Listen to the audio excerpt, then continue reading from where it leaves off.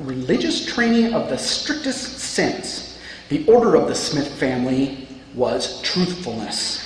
William mentions that up until 1823, when Joseph was 17 years old, the family had implicit confidence in what he said. Why? Because he was a truthful boy. William also made this noteworthy comment. He said, "I suppose if he had told crooked stories about other things, we might have doubted his word about the plates of the Book of Mormon. But Joseph was a truthful boy." The Knight family had extensive contact with Joseph when he was about 21 years of age, and they found him to be a boy of truth. And in 1830, Josiah Stowell was willing to testify in a court of law that he was well acquainted with Joseph and knew him to be honest. Oliver Cowdery informs us that he interviewed many persons with whom he had been intimately acquainted and knew to be individuals of unquestionable integrity. He learned from their lips that Joseph Smith had been an honest young man, even a young man of truth. And finally, there's a statement from Lorenzo Snow, who knew the prophet intimately from 1832 all the way up until 1844. He said, "I knew him to be honest in all his endeavors. I bear testimony of his honesty." What about the assertion that Joseph Smith was a mean kid and a violent adult? Again, these charges are called into question by contrary evidence. Joseph's own mother said that her son was a remarkably quiet, well-disposed child up through the age of 14. Pomeroy Tucker, a non-Mormon who knew Joseph during his youth, recalled that he was proverbially good-natured and very rarely, if ever, indulged in any combative spirit toward anyone, whatever might be the provocation. Lydia Knight in the 1830s and Margaret Young and William Appleby in the 1840s all noted that the prophet's manners were mild and gentle. And just days before Joseph Smith died, he was described by John Burscheisel as having a heart that was keenly alive to the kindest and softest emotions of which human nature is susceptible. In light of these and other testimonies, how should a person react to the claim that Joseph Smith was so violently inclined as an adult that he once beat up a Baptist minister simply for doubting that he had seen Jesus Christ? Answer with a heavy dose of skepticism. On this slide, you will see a quotation from Jedediah M. Grant. One anti-Mormon publication has recently used this quote in an attempt to give substance to the myth that Joseph Smith was a violent man. I have highlighted important parts of this quotation so the next time critics of the church read it, they will perhaps have a better chance of comprehending what it says. When this quotation is read with care, it is clear that it has absolutely nothing to do with Joseph Smith beating up a Baptist priest. It is talking in rather colorful frontier phraseology about piety and how the Baptist priest's piety got bent out of shape over the prophet's invitation to wrestle with him. It is true that Joseph Smith defended himself on occasion with physical force and even kicked a man out of his house literally for insulting him and the Lord's latter-day work. But an 1834 proclamation published by Joseph Smith needs to be taken into serious consideration whenever it is claimed that he was habitually inclined to violence. Joseph stated that it could not be sustained in truth that he had been guilty of injuring any man or society of men. And Oliver Cowdery amplified this statement just 1 year later by declaring that Joseph Smith never injured any man in either property or person. The last topic that I would like to address in this category has to do with Joseph Smith's morality.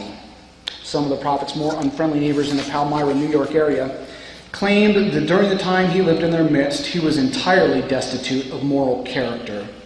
But this charge simply doesn't square with the documentary sources that are available. A non-Mormon named Orsimus Turner reminisced that during Joseph's time in Palmyra, he helped a juvenile debate club solve significant questions of a moral nature. And in regard to the same general time period, Erastus Snow and Benjamin Winchester said in the church's official newspaper, "It is reported that Joseph Smith is of notorious bad character. To this we reply that his moral character before he experienced religion was equally good with any other respectable citizen of the state of New York." This assessment was verified by Oliver Cowdery. He interviewed many people who testified that Joseph Smith was an upright, virtuous young man. And what about the rest of the prophet's life? Was he an immoral person during adulthood? Lorenzo Snow knew Joseph Smith as a close associate from 1832 until 1844, and he made this informed remark: "No one who was as intimately acquainted with him as I was could find any fault with him so far as his moral character was concerned." And there were other people who provided similar testimony.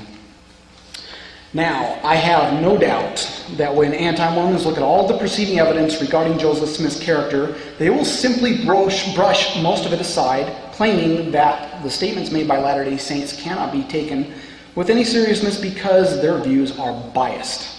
In response, I would like to point to the documents on this slide. Here we have 4 instances where Joseph Smith's non-Mormon neighbors in the Palmyra and Manchester area were interviewed about his character between 1830 and 1835. The men who conducted these interviews were not successful in finding individuals who could impugn the prophet's character.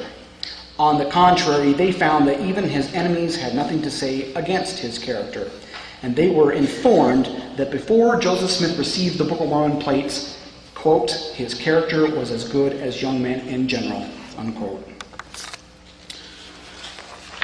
The next category that I would like to explore is documents pertaining to foundational events. Again, because of time constraints, I will only be addressing a few of the many topics that could be covered in this category. I have decided to address issues that are related to the first vision and the angel Moroni. The first vision is treated as a subject of great controversy in anti-Mormon literature, and the things that are said about it by critics of the church deserve to be carefully scrutinized. This morning I would like to briefly examine a few of the many claims that are made about this event, including the alleged unreliability of Joseph Smith's 1838 account of this vision, the claim that the general membership of the church didn't even know about this event until 1840, and the assertion that Joseph Smith joined the Methodist and Baptist churches after he was supposedly forbidden from doing so during this manifestation. On this slide, I have color-coded the information in the 2 columns so that you can see that each of the main themes of Joseph Smith's 1838 first vision account are verified in the writings of a non-Mormon named Pomeroy Tucker. In green, Joseph Smith states that there was an unusual religious excitement in his locality which spread to the surrounding region. Pomeroy Tucker reports that the different churches were holding protracted revival meetings. In purple, Joseph Smith says he attended these meetings as he found the time. Pomeroy Tucker confirms this fact. In blue, Joseph Smith indicates that he became partial to the Methodist sect. Pomeroy Tucker notes that Joseph joined the Methodist probationary class and was actively engaged in it. In red, Joseph Smith states that during the first vision he was told that all the churches were wrong and he was instructed not to join any of them. Pomeroy Tucker reports that Joseph not only withdrew from the Methodist probationary class, but announced that all the churches were in error. In the left-hand column of this slide is another part of Joseph Smith's 1838 first vision account. The words highlighted in red represent the prophet's claim that he was persecuted for telling other people about his experience. One recent anti-Mormon book asserts that there is no evidence that any such persecution took place, and that when Joseph produced his 1838 history, he simply added this material for the sake of drama. But this view is not sustained by documentary sources. In fact, we see 3 quotations in the right-hand column that effectively nullify it. The first 2 show that the prophet's parents verified, both verbally and in print, that their son was persecuted after the first visitation from heaven took place in 1820. And that his maltreatment came at the hands of religionists.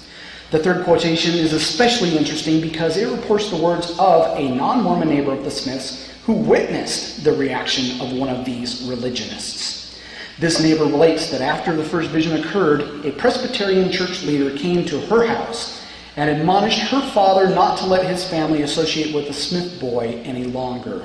The churchman insisted that Joseph must be put down, or else he would someday convince others to follow after him.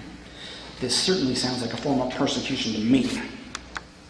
One recent anti-Mormon publication has argued that the traditional story of the first vision didn't even exist